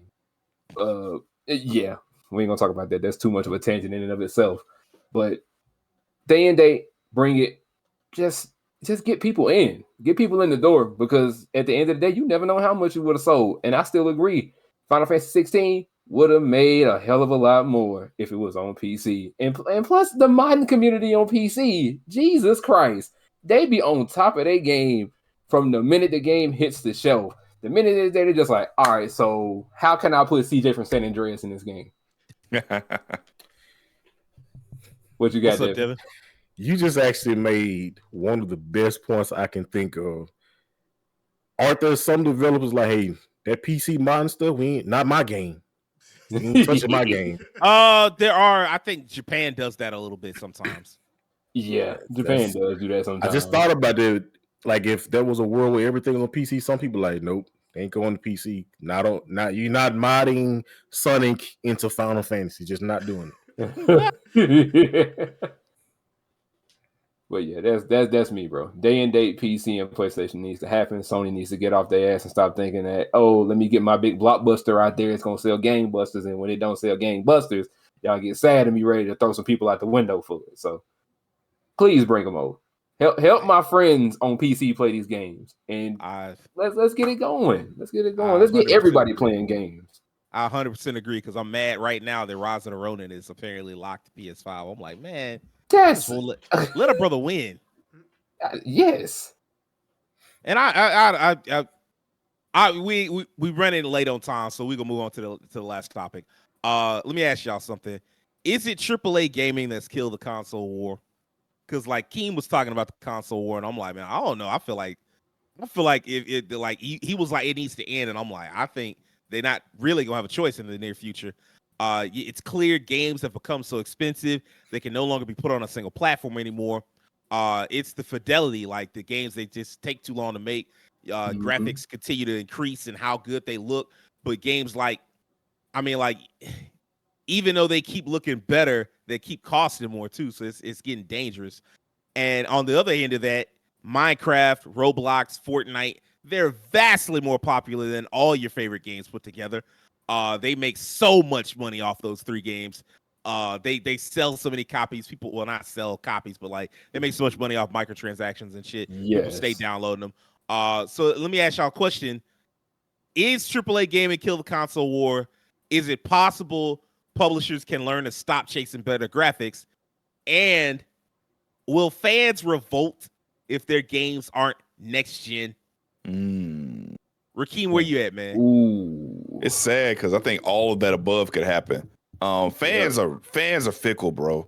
Like any little thing that they feel like is like, look, every game that came out like for Sony exclusives or even Xbox exclusives, any flaws, someone online is gonna have a 5-minute video of like messed up textures somewhere, Photo or game. like they'll remember Spider-Man where they compared the swing animation and how big of a deal that was, and like I remember Aloy's grapple animation. Thank you. I was just the about Aloy to say grapple that. animation, and I was God of War like, 2. they didn't, and I was like, said what? yo, God of War. They were talking Yep. about how like the animations were similar and whatnot. It's like, what are you all doing, man? and the entire time I was like, do y'all not understand that like developers have to do this to cut costs at certain turns? They don't have it. They don't need to reanimate every single thing a character does. Like, imagine if like every time a new game came out, they had to reanimate the walking every single time, reanimate opening a door, reanimate like all the extra work for no reason at all. Like, there's just a disconnect between sometimes what gamers want and reality. And sometimes the reality is those games don't need those elements to be great. Games can still look good without having an utterly ridiculous visual fidelity. Because are you playing the game and just look at it? Or are you playing the game to enjoy the gameplay, the story, and the things behind it that make it that actually matter? And sometimes you get lost in the sauce. I mean, looking at new technology can always be awesome. You know, you look at these new games, Callisto Protocol, looked like one of the prettiest games I'd ever seen in my life.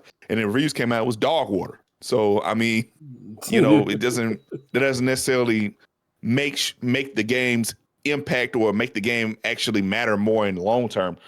But it's also conditioning as well, because the industry itself has conditioned players to want to that pushing the volume and going for graphic fidelity is what's important, because you see these conferences and these these trailers and these developers where it's like, oh, we've got this new technology you've never seen before. And then we have like stuff that happened with like Watch Dogs and Anthem, where certain things on the screen were happening may not necessarily be reflective of everything that was happening in the game, but they needed to do that to get the consumers in. And all the time they were lying to us for a lot of those things. Like, it got to the point where developers needed to lie to convince the consumer that they were getting the best visual fidelity possible. And then once the game came out, people were all up in arms about the visual fidelity and the lighting and issues like that.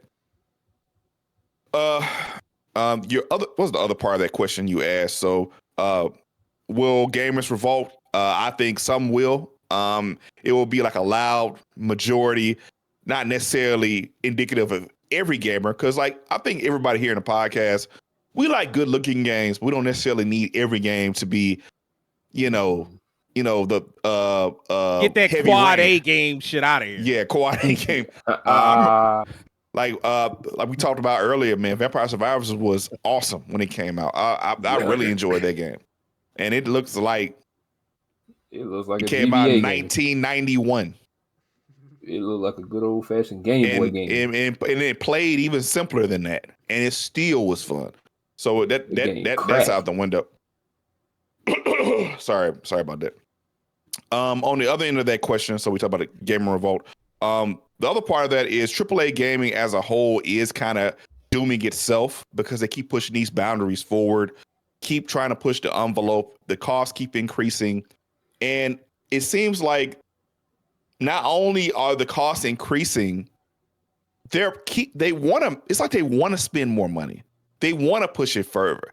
They want to see what the limit of this thing is. It's like a contradiction of like business and tech mindedness. Like the tech part of you wants to see what the fullest extent of graphic fidelity of a technological advancement is, but the business minded person is like, the ROI is going to be ass on this because we spend so much money on it. There's a conflict of interest there. I think there's going to be some problems with that down the line. We're already seeing it.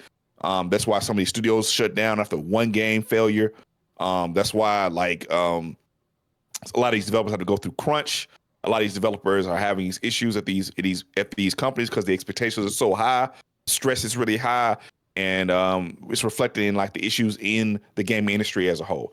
So I do think AAA gaming kind of shot itself in the foot because it increased the stakes to such a high extent that it screwed itself. It's like watching a show where at first the stakes were like reasonable, but then the stakes got so high it took you out of the whole show. Like now they're fighting in space upside You down. done jumped the shark.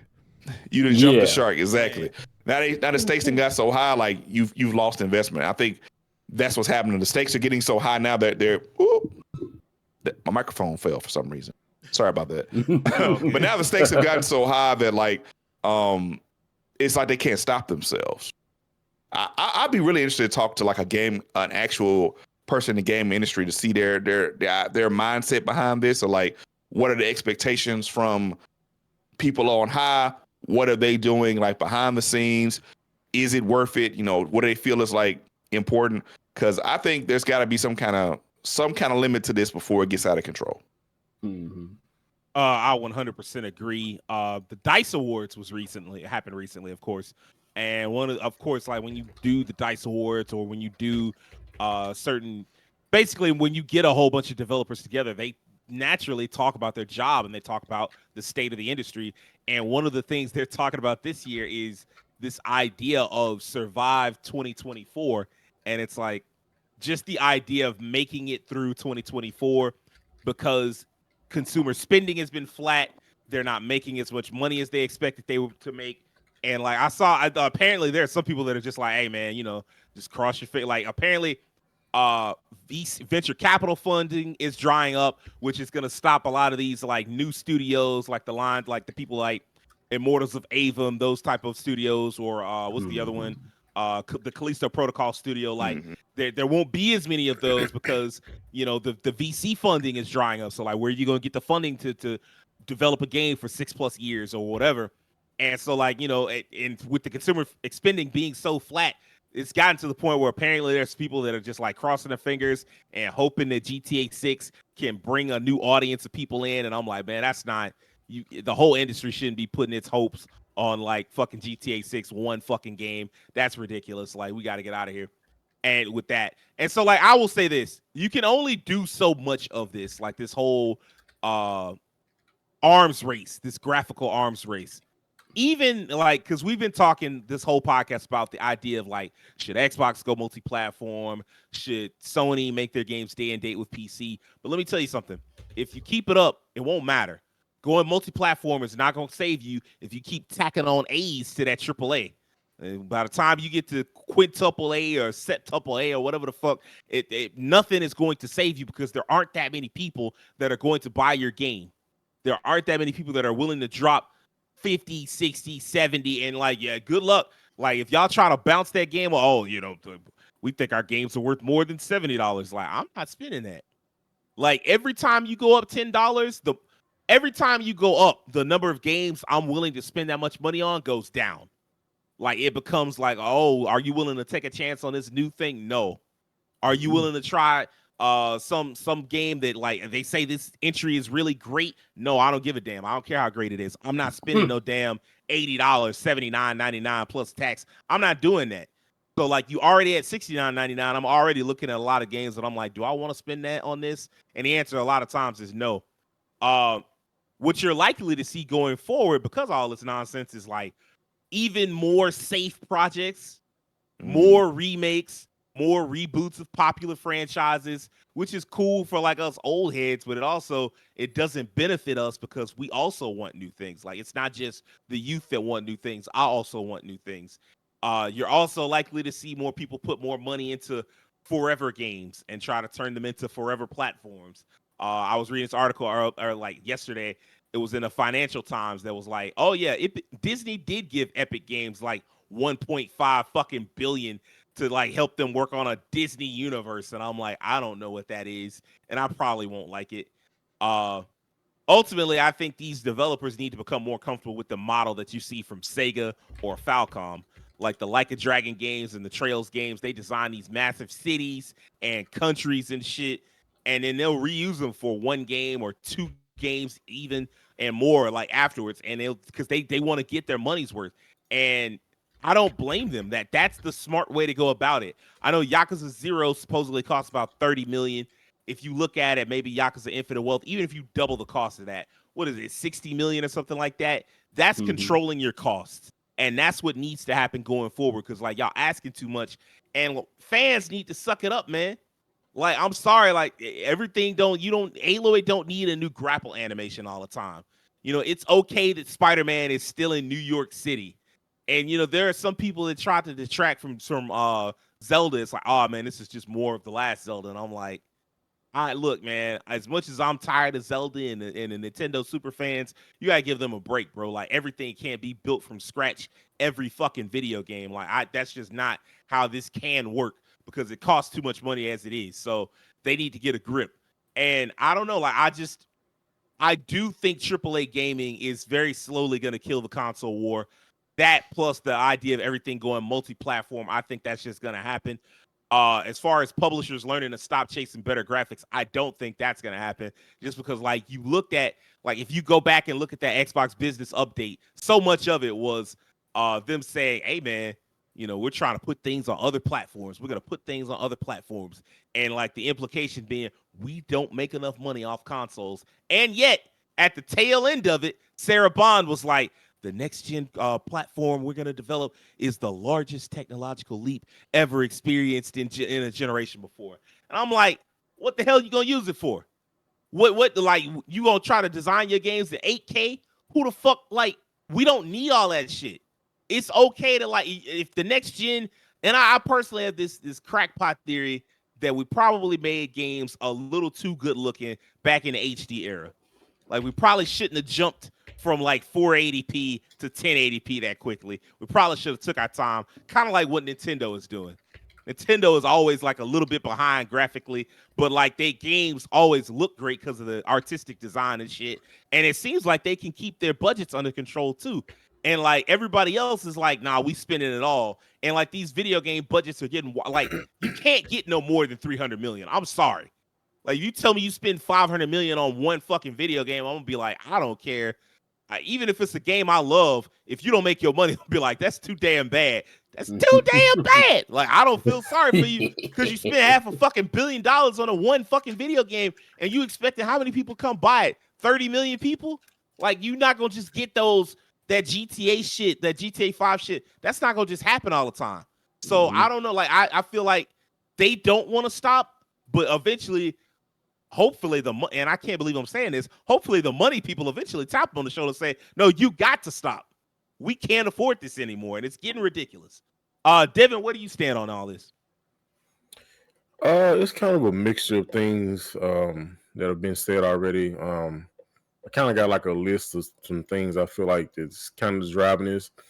I feel like it's a mix of the fans and the devs and publishers.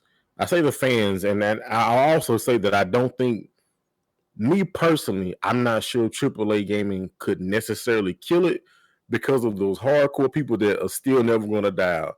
Those people that when they heard about Xbox was possibly just getting rid of or Microsoft was getting rid of the Xbox as a console and taking games to other platforms, those people that went and sold their Xbox, like, I don't want it no more. I can't do this. Those people are going to keep the console war alive and thriving. Because if you have somebody act that irrationally, because, hey, Halo could possibly be on PlayStation. Not my Halo. Not my Master Chief. He won't know that you would just go sell your. They got rid of them Xbox faster than them people got rid of LeBron's jersey when he left Cleveland. That's basically what they were doing. Damn. Just because possibly a rumor that was those games are coming to PlayStation.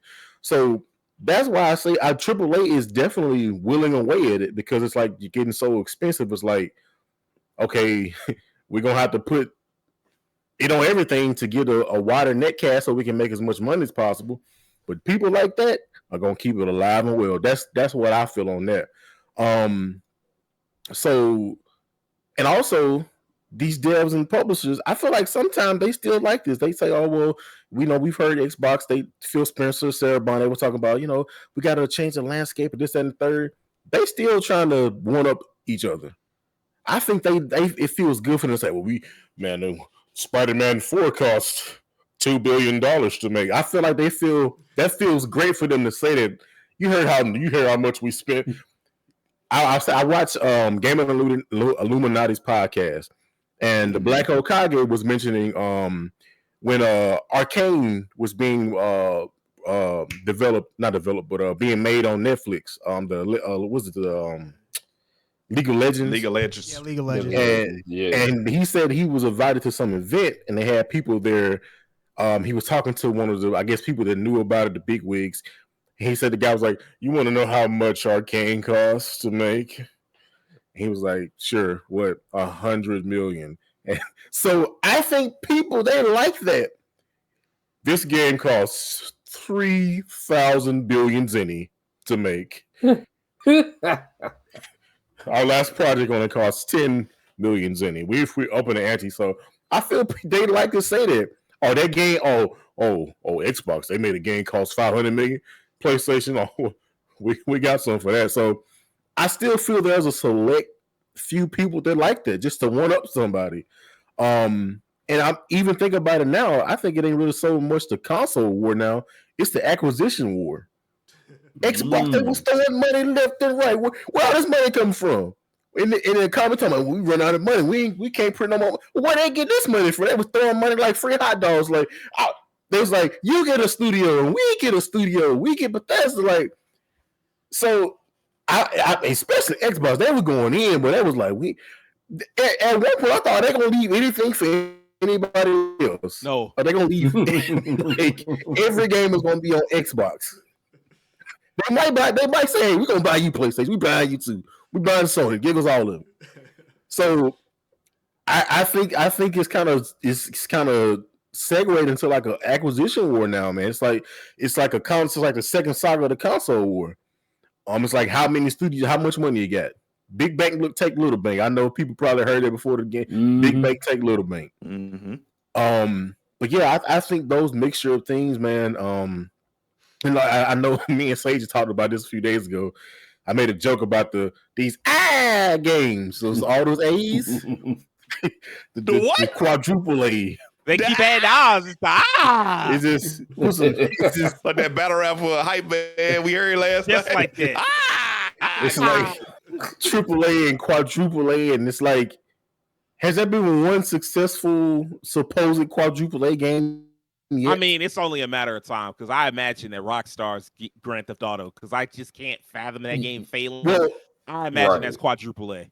Well, what I'm saying, there's been some games that have been released that I believe people were saying, "Oh, these are considered quadruple A games." Oh no! I mean, like, the only two that I know of are Callisto Protocol, that was proudly called a quad A game, and then Skull and Bones.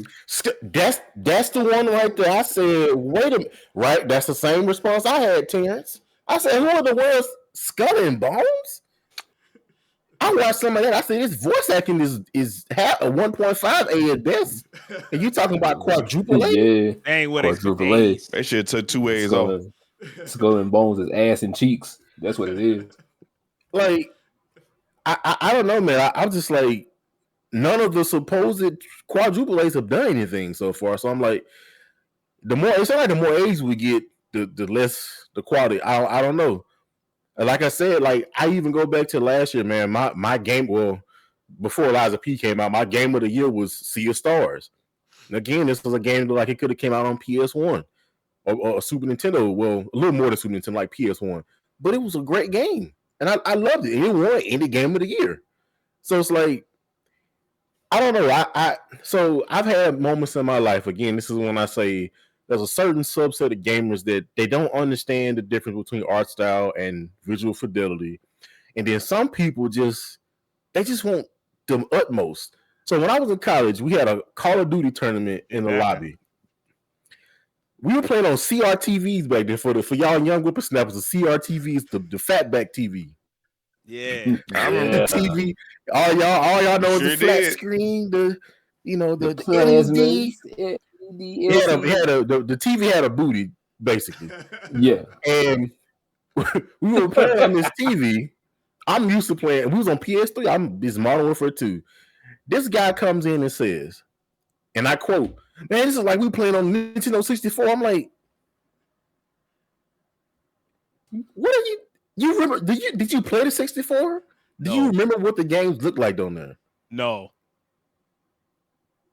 I was just like, So those same people are probably still been gaming all these years, and they want, man, I want the 10K, I want the 5,000 terabytes per second, I want all of it, man. So they're gonna be the people that, hey, man, I want Spider-Man 3 to cost all of it, and I want him to go to the Caribbean and swing. Like they just want too much. Sometimes it don't take all that, man. So hey, Spider-Man. Spider-Man. You got Miles down in the Caribbean, like, because he can't be in New York. He already was in New York, even though that's where Spider-Man stayed. So that's basically my last point. That black hole of consumerism, where that endless belly of the beast, where people just want more and more, and they don't. It's like you have to understand at the end. We always say this. You always hear this. At the end of the day, gameplay is what matters with games mostly. And like Sage mentioned, games look really good right now. They don't need to look that much better. At some point, we ain't gonna be able to tell the difference. If we keep going to this point, we ain't gonna be able to tell the difference between reality and a video game. You look at the screen, you look at you look at your homeboy. I thought I was still playing a game. My bad. I ain't. Life Days Reborn. That's what it Like is. you playing a fighting game and you punch your homeboy because you thought my bad. I thought you was my opponent. I was fighting. Like, I don't know, man. That's like I said. I think it's whittling down at it. It's definitely any of y'all dressed like a fighting game character. I'm gonna have to leave. I gotta get up out of here. It's like I said, it's whittling down at it because again, 300 million. Like, and I think Keem and Sage mentioned this.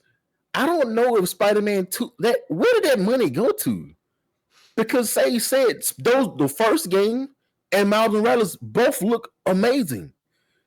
There were some graphical updates like to the fidelity, but it wasn't so astronomical that I could think from 90 million to 300 million worth. Like, was it the animations look fairly? Some of they might have had some new ones. I guess the new tech that involved in like making the fast travel so fast, because like that's some of the best fast traveling in maybe more focus like on like ray tracing and like the little minor stuff. That's what I was going to say. Like the performance mode. Yeah, performance mode.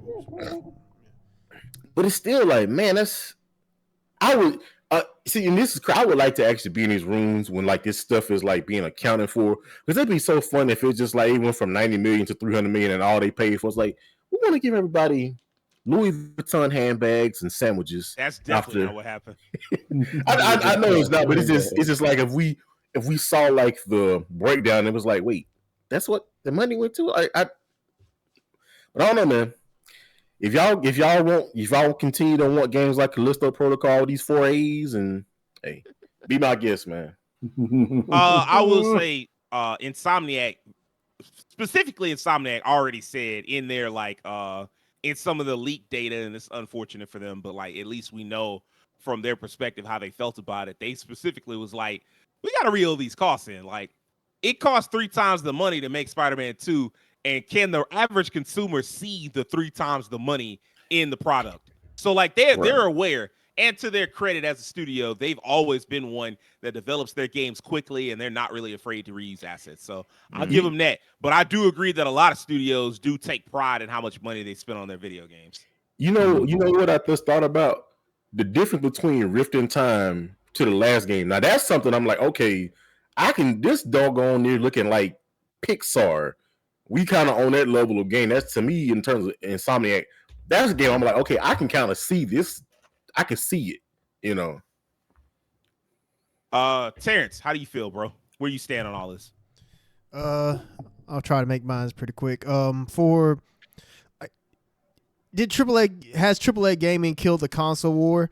I mean, I think we're getting pretty close, just because, just to hear from pretty much the big heads at Xbox and PlayStation that, they're considering multi-platform now because these games are costing so much to make and they're just not recouping the cost. I think, it's pretty much getting to that point. I mean, in terms of like consoles still being made, consoles are still going to be made. I mean, Xbox still has their plan for the next Xbox, and PlayStation is already talking about how they're thinking about, moving on from the PlayStation 5 already, which is crazy to think about. They did say that. They said they were in like the latter half, right? They said they're in the latter half, which is crazy to think about, because it's like, man, it feels like we really kind of just got started, which you could blame on the pandemic and kind of how things slowly chugged at that point, but you know, it is what it is.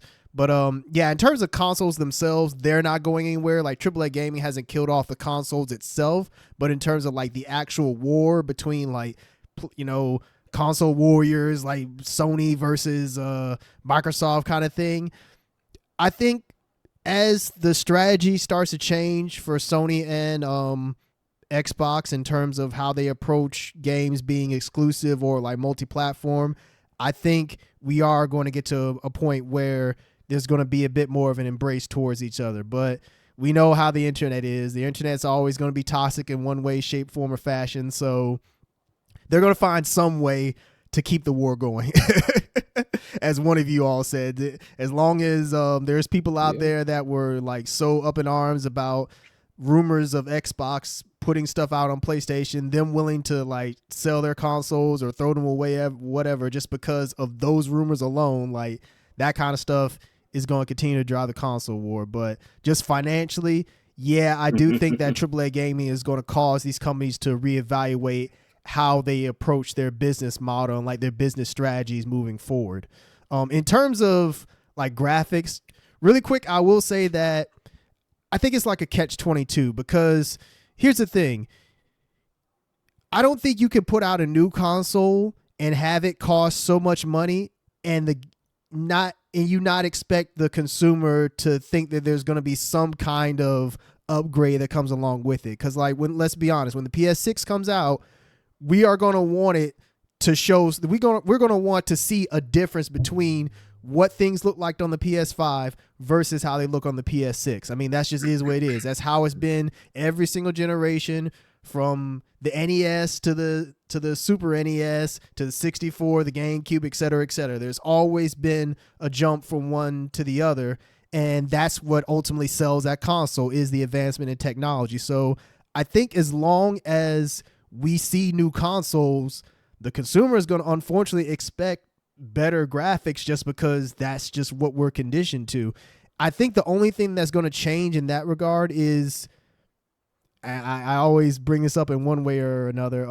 I think once we make that transition to VR in some way, like once VR is fully figured out, I think that's when maybe how we look at things graphically might change.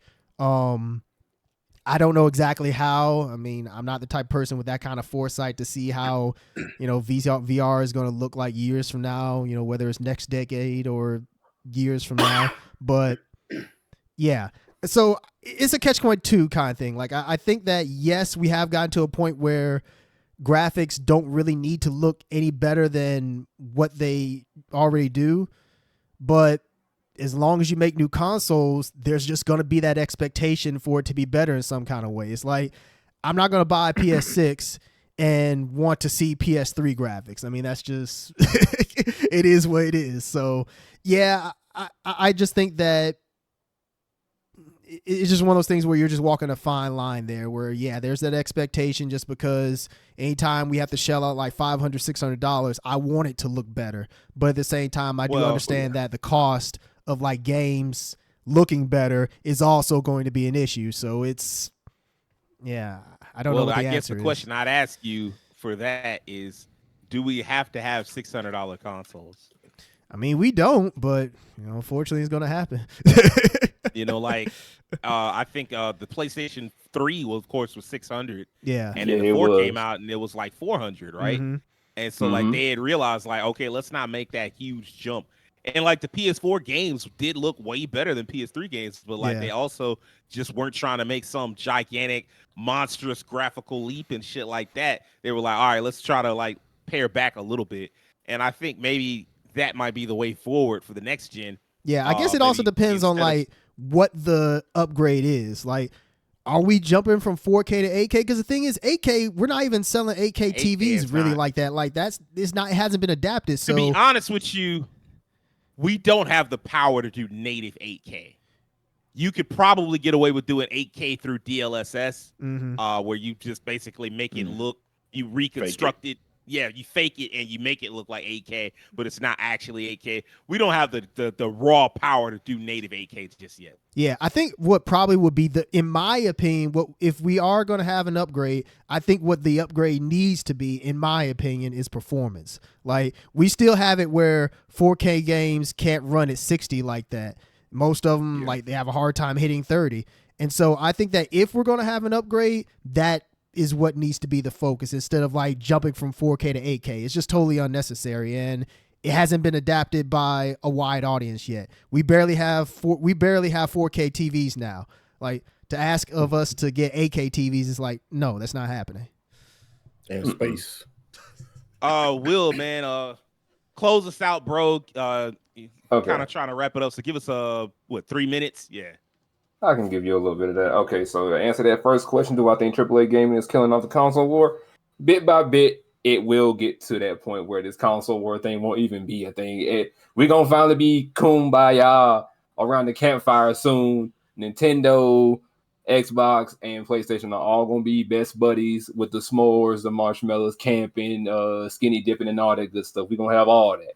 We're going to be great in due time. Just, we got to let the outliers be the outliers, the super hardcore Nintendos and all those. Let them be on the outside looking in, being like, I don't want to be over there with them. They ain't having fun. But it's going to get there. And to answer the second question, which is possible for publishers to kind of get off this graphics arm race you mentioned, I'm going to be real. I don't see that really happening until someone pulls the plug on the money and tell them, if you don't turn that shit down, we can't turn the money up. So by all means, quit trying to put your actual face in the game, and we'll give you an actual check. so that's what I'm saying. It's getting to the point now where, like, I'll say it like this. Do you really want to see a water bottle like this, like one of your own water bottles in full 100% real life detail? A character in the game holds it up, and you can see what little leftover water they got just shaking in there. Do you really have to have that? Yes. Some people do. Some people do, and fuck them because they don't need it, because they ain't got that kind of money to be spending. But if they do got that kind of money to be spending, hey, it's your life, not mine. And to answer that last one, because that's the one I really want to kind of get on, is fans revolt against their games not looking next gen enough. Keem said it. It's going to be that real loud vocal minority. It is going to be that vocal minority, but and here I am. I'm gonna stereotype them again. It's going to be the people that play the quad stack. It's going to be the people that play mostly AAA games. It's going to be people that play a lot of those big budget titles. It's going to be them. They're going to be the ones that's going to be upset that things aren't as realistic as they want it to be. Like I told y'all that story forever ago, how I had the customer come in at GameStop. I want games with realistic graphics. And that's all he wanted. But I couldn't get him shit because everything that I handed him was well enough to play. But all he played was GTA. So I'm just kind of sitting here like, how you going to sit up here and ask for something and then don't know what you want? And you wasting my time. I can't sit here and attend to you for the last hour of the night trying to find a game that fits your taste. I'm sorry. You're going to have to get up out my goddamn store. So what a criteria. I'm so serious, bro. It was so real. It was so real. I just handed him sleeping dogs and said, have a good day. I tried with him too, but it didn't work. But yeah, it's going to be that vocal minority that's going to revolt. For those of us, at least I'll say to people within here, at least on this podcast, and at least some of those gamers that I see in comments and whatnot, they'd be like, I remember when games had just fun style and everything too. You know, I could turn this game on and play this game and know that I'm playing a game instead of me sitting up here knowing that, damn, this could be a movie, or I could fool somebody when they walk in. I got a controller in my hand. They be like, damn, what movie you watching? Ain't no movie. So yeah, it's gonna be a set of fans, but me, I'm not complaining about it. Y'all know what I like to play. I like to play Persona, Final Fantasy, Apex, and all that other good shit that got crazy art styles, look good, and are fun to play. I'm not gonna sit up here and wait on the next goddamn Last of Us because it need to be the end. Turn the Last of Us. The even more of us. I think Nintendo of the three will try to hold out the longest, just because they have the most rabid fan base, and then also just the idea of like Nintendo just, I don't know, like I feel like they hard headed. They the most hard headed where they're like, hey man, we ain't trying to hear all that. We can make it work because their budgets are definitely lower. They operate in a different way. Like everybody else is pushing out their games like as soon as they finished, as soon as it's like, can it play? They're like, hey man, get that shit out the door. And Nintendo is like, hey man, even though this game is finished, we're gonna work on it for another year. And like then we'll put it out. Like that's what they did with Tears of the Kingdom. Tears of the Kingdom was done, and they were like, it needs more polish. And so they pushed it back a whole fucking year. So like Nintendo just operates in a different world than everybody else. And also, lastly, I think console warriors will always find something to argue over. Like even if it's not the games, they'll argue over like either how the games run or how the OS runs, or like the features that, oh, my console got these features. Oh yeah, well the PlayStation got these features. And it's like, bro, you arguing over nothing. You just want to argue at this point. Y'all just need to sit your ass down and play a fucking video game. Thank you. I think that's gonna wrap up this week. Y'all know the drill. Hit that subscription button on YouTube. Follow us on Twitter. Follow us on TikTok. Tell all your nerdy ass friends and family about us. And do me a personal favor and have an excellent week. Peace out.